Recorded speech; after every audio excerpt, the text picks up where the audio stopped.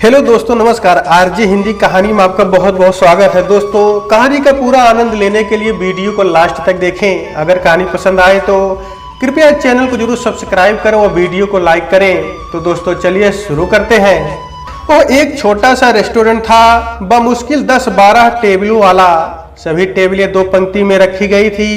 घर से दूर नौकरी होने के कारण मैं इस शहर में अकेला ही रहता हूँ और भोजन के लिए इसी रेस्टोरेंट में लगभग रोज ही आया करता हूँ। इसी रेस्टोरेंट में नियमित आने का कारण एक तो ये रेस्टोरेंट मुझ जैसे मध्यम वर्गीय आदमी की जेब का ख्याल रखता है और दूसरा मेरे निवास और दफ्तर की दूरी के बीच में भी पड़ता है, सो अलग से गाड़ी नहीं घुमानी पड़ती और इस तरह पेट्रोल की भी बचत हो जाती है। आज महीने का दूसरा शनिवार है।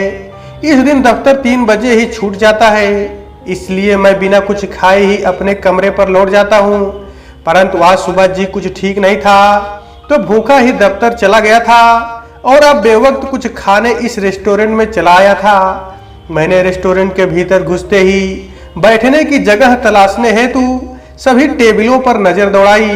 अनुमान के विपरीत सभी टेबलें खाली पड़ी थी। मैंने सोचा शायद बाहर चल रही लू के थपेड़ों का असर हो। मैं एकदम बीच वाली टेबल पर जाकर बैठ गया।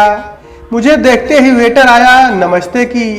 पानी का जग और गिलास टेबल पर रखा और बोला, आज इस वक्त। मुझे इस रेस्टोरेंट के सभी वेटर भली भांति पहचानने लगे थे। हाँ, आज सुबह जो नहीं आया था। मैंने मुस्कुराते हुए जवाब दिया, जी। फिर वही रोज वाली थाली लाऊं या कुछ और ऑर्डर करेंगे? नहीं नहीं, कुछ और खाकर भरी गर्मी में मरना है क्या? तुम बस वही शादी वाली थाली ले आओ। अनौपचारिक हो, मैंने कहा। अच्छा साहब, कहते हुए वेटर मुड़ गया। मैंने पानी का गिलास उठाया और एक घूंट में ही पूरा हलक में उतार दिया। फिर शर्ट की जेब से मोबाइल निकालकर उसमें व्यस्त हो गया।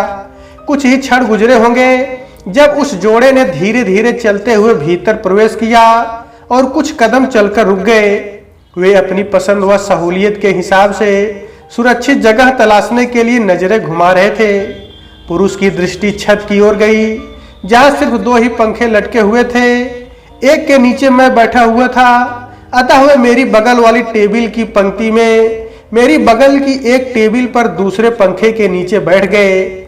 उन्हें इस रेस्टोरेंट में देखकर मैं थोड़ा अचंभित हुआ, क्योंकि उस पुरुष और स्त्री की वेशभूषा, चाल ढाल इस रेस्टोरेंट के स्तर से कतई मेल न खाती थी। पुरुष 40 से 45 वर्ष, ऊंचे कद, साफ रंग व भरे शरीर का आकर्षक व्यक्ति था। आंखों पर कीमती चश्मा चढ़ा हुआ था, जबकि स्त्री उस पुरुष की तुलना में सामान्य कद, साधारण नैन नक्श की अत्यंत दुबली पतली महिला थी। हाँ, उसका पहनावा बहुत ही सलीकेदार था। वह पुरुष वेटर को ऑर्डर दे चुका था और मेरा ऑर्डर भी मेरी टेबल तक आ चुका था। ना जाने क्यों खाते वक्त मेरा पूरा ध्यान उस जोड़े की टेबल पर बना रहा। उनके बीच बहुत धीमे आवाज में बातें हो रही थी।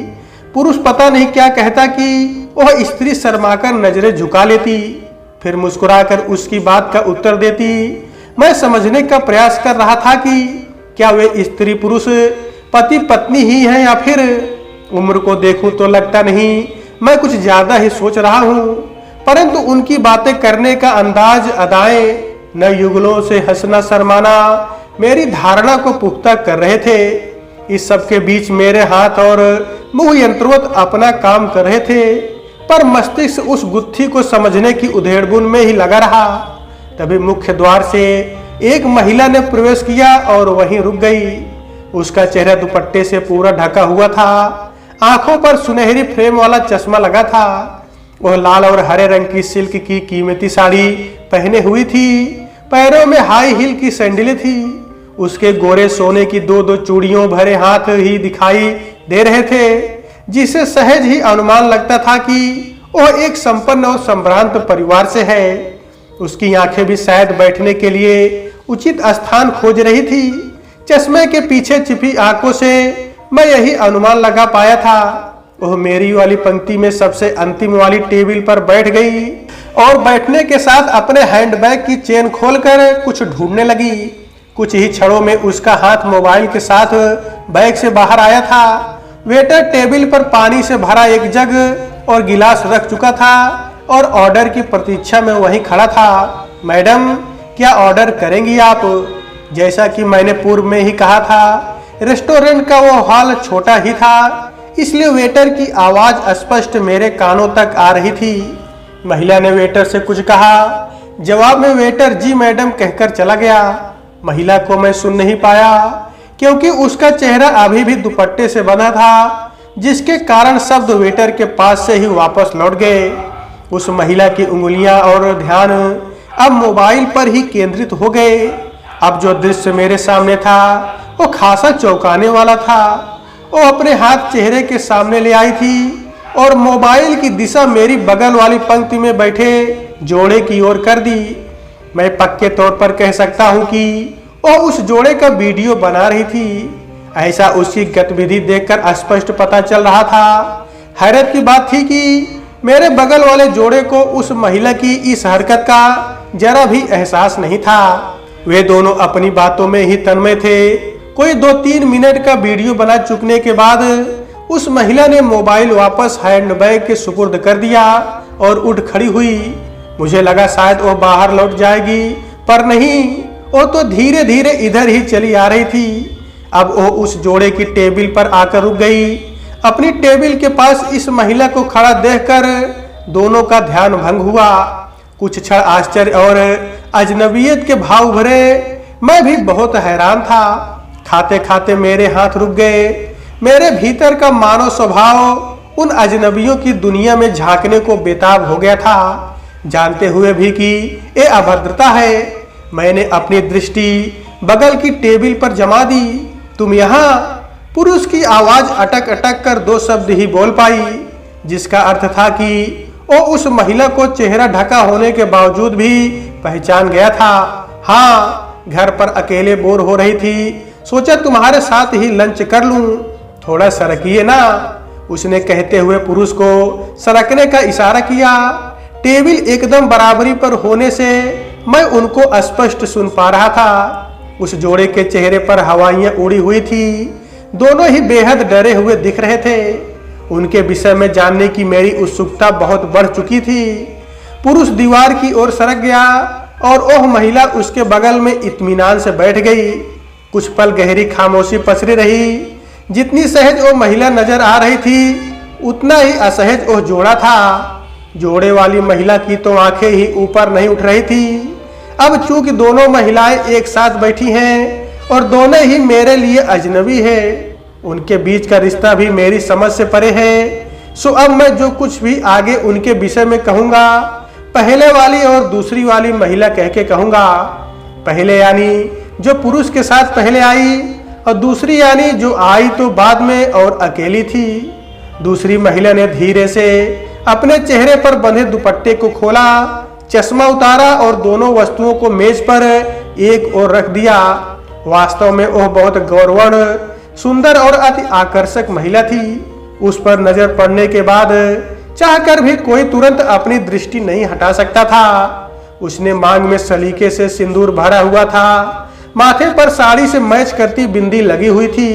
आंखों में काजल और होठों पर सुर्ख मेहरून रंग की लिपस्टिक लगी हुई थी।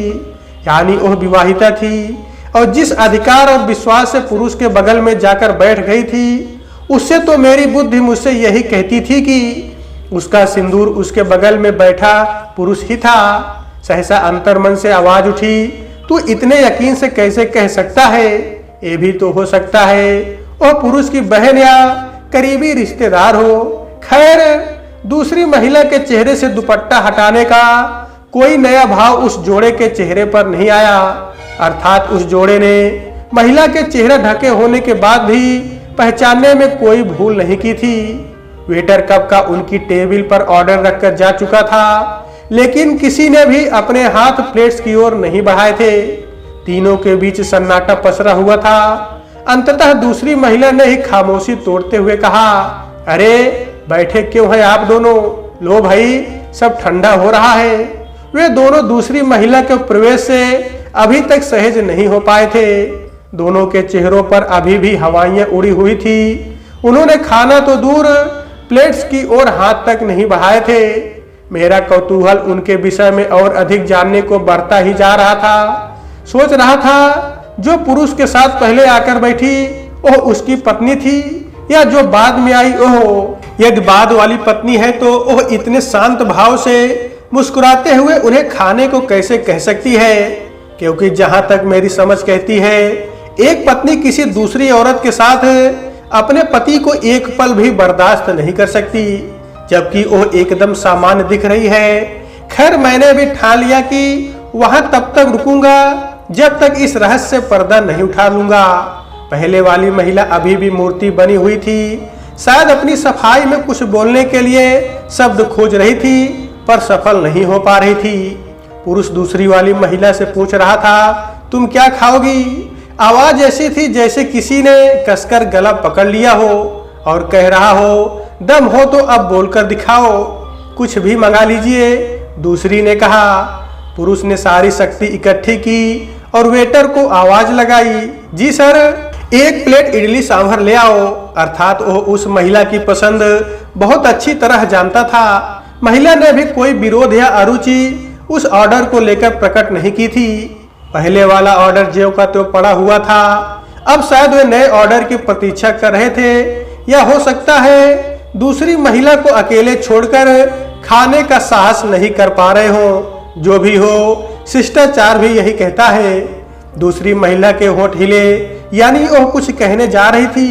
क्या कहने वाली होगी? मैंने अपने कान इतने गहरे उधर लगा दिए कि एक भी शब्द मेरी श्रवण शक्ति से चूक नहीं जाए। अपना घर तो तोड़ चुकी हो, अब मेरा घर भी तोड़ना चाहती हो।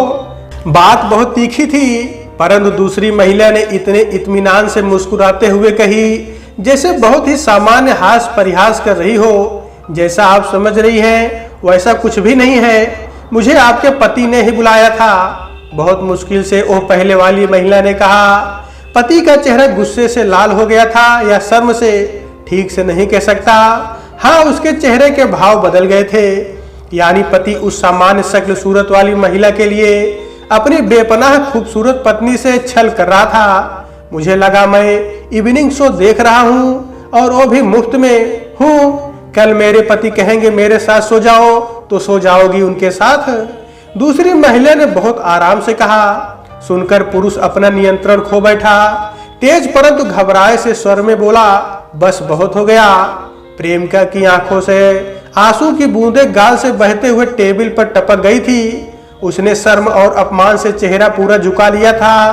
देखकर सहज अनुमान लगाया जा सकता था कि पत्नी साहस प्रेमिका के साहस से कई गुना ज्यादा था, और यह भी हो सकता है कि स्थिति की नजाकत में प्रेमिका का साहस कहीं गुम या दब गया हो।